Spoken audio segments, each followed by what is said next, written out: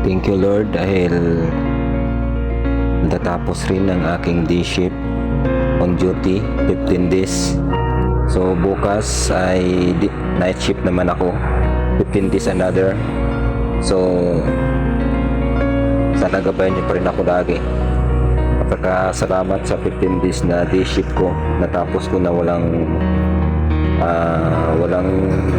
problema, walang 1-6 na nangyayari sa duty ko, every duty ko sa day shift schedule ko.